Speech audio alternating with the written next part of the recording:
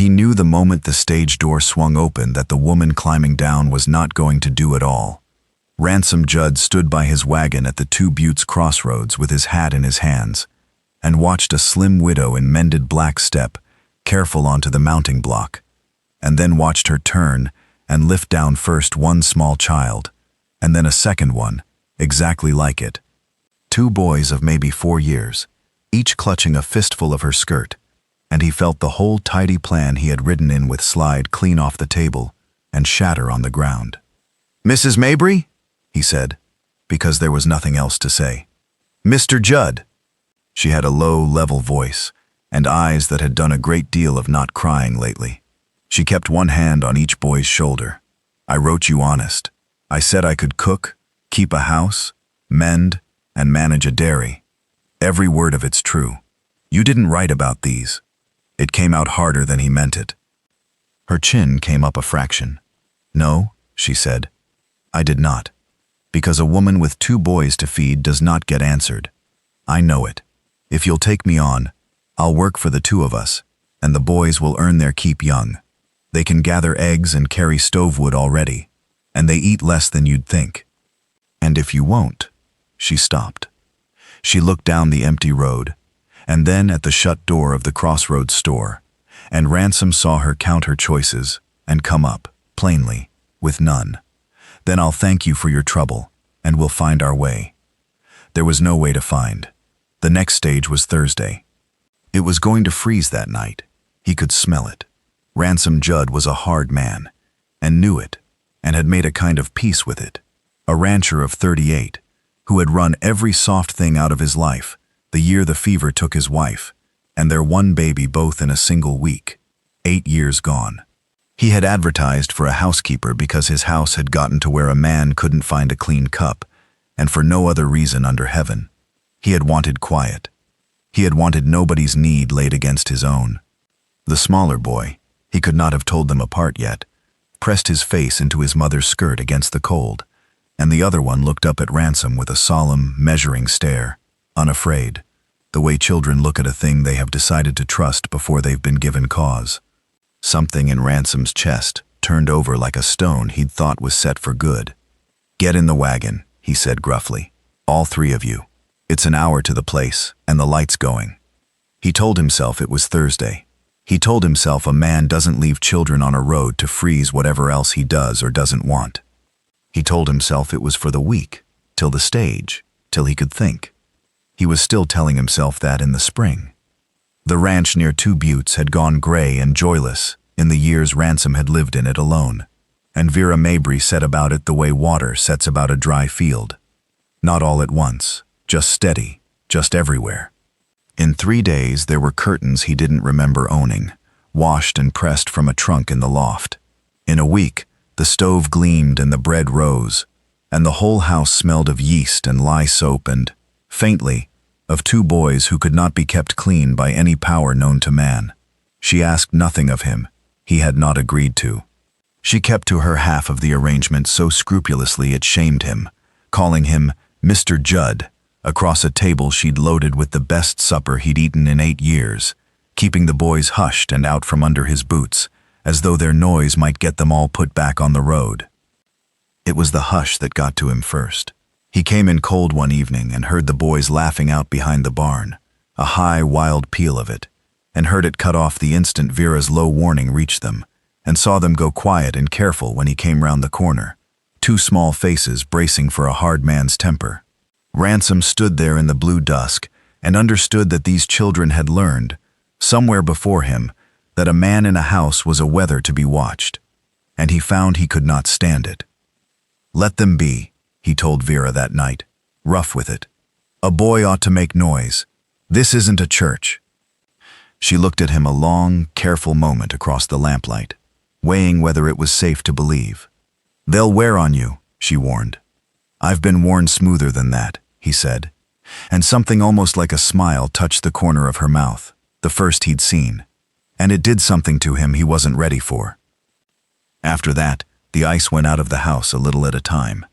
He taught the boys, Sam and Eli. He learned to tell them apart by a cowlick and a chipped tooth, to whittle a whistle and to sit a gentle old mare, one before him and one behind, all three of them grave as judges. He caught himself saving up the small doings of his day to tell at supper, the way a man does when there's finally somebody to tell. And he watched Vera, worn and steady and proud, unbend by inches, humming at the churn, straightening from the wash to press a hand to the small of her back, and catch him watching, and not look away quite so fast as she once had. He noticed things he had trained himself years ago not to notice. He noticed that she mended his shirts before her own, though hers were the more worn. He noticed she saved the crackling off the pork for the boys, and told them it was because she didn't care for it, when he had seen her eat it gladly enough, before she thought anyone counted. He noticed she never let the boys see her tired, and that when they slept, she sat by the last of the fire with her shoulders finally down, and her hands finally still, and that she looked, in those quiet minutes, like a woman carrying a great weight a long way, with no promise of setting it down. He took to splitting an extra armload of stove wood so she'd not have to, and to bringing the milk pails himself of a cold morning, and he told himself these were a housekeeper's due, and knew he was lying.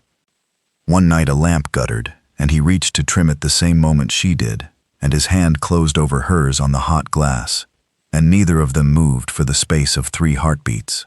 Then she drew back, color high, and said something about the boys washing, and fled to it. But he had felt her hand not pull away in that first instant, and he lay awake a long while turning it over, an old frozen thing in him, cracking, and letting in the cold air, and, behind the cold, something like light. There came a night that fixed it past all pretending. A blue norther blew down off the buttes without much warning, the kind that dropped the mercury 40 degrees between chores, and in the scramble to get the stock into the lee of the barn, nobody counted small heads until the wind was already screaming and the snow had gone sideways. It was Vera who came white-faced to the barn door. Eli was not in the house. Not in the loft, not under the beds, not in the spring house. Gone out, she thought, after the barn cat that had kittened in the woodpile. And the woodpile was a quarter-mile off across open ground in a whiteout that could take a grown man's bearings in 100 yards. Ransom did not waste breath.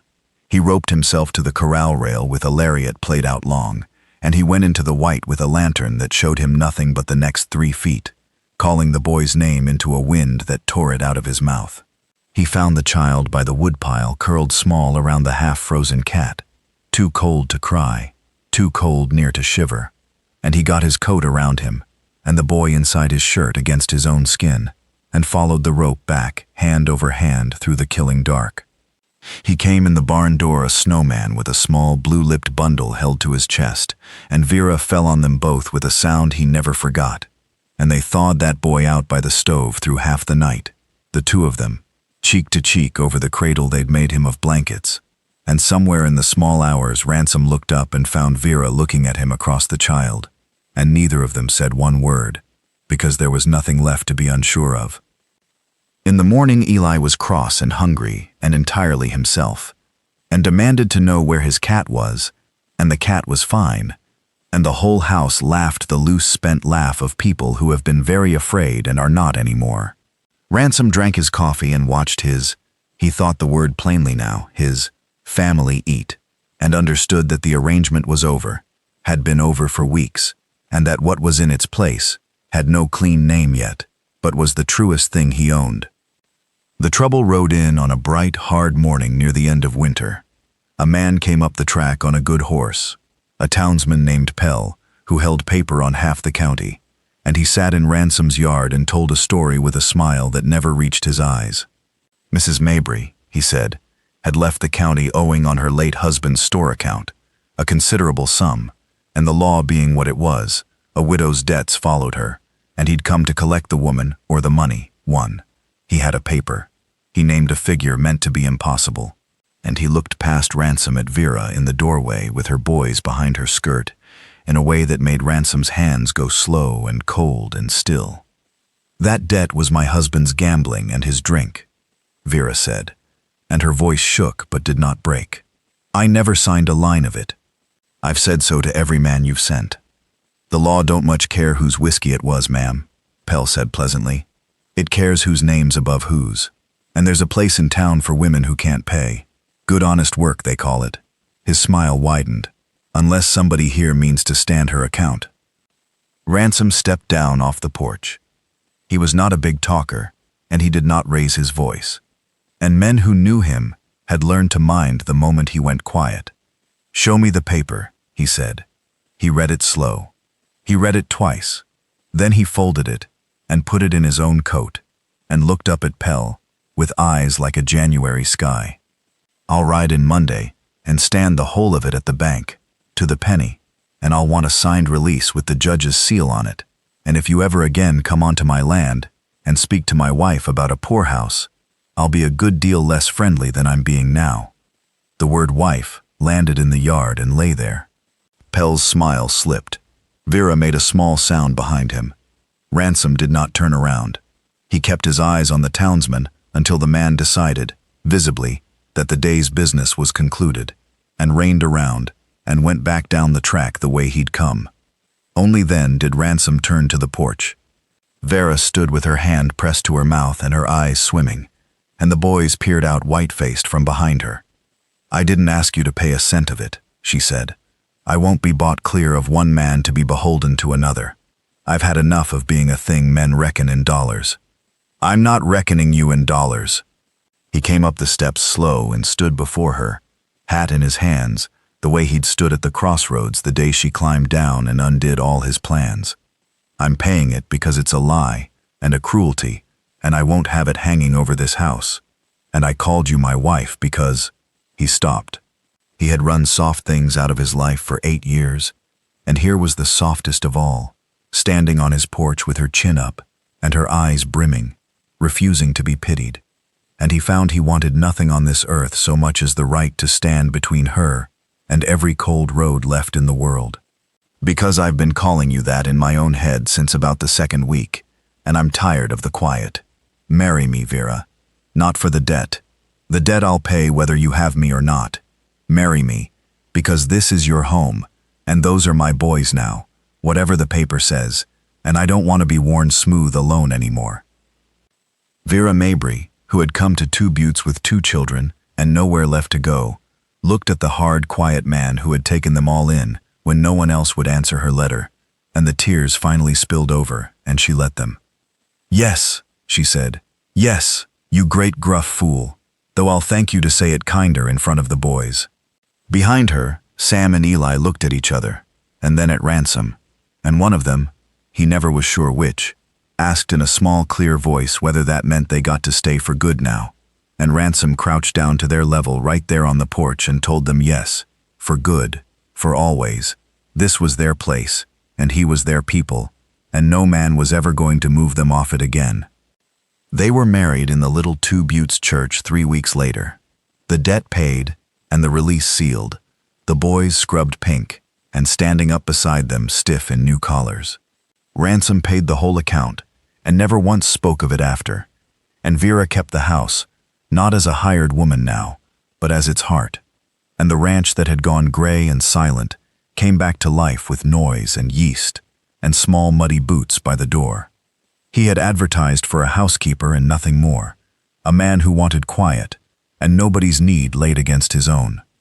He had gotten a family instead, a woman of quiet steel and 2 boys who filled his silence to the rafters.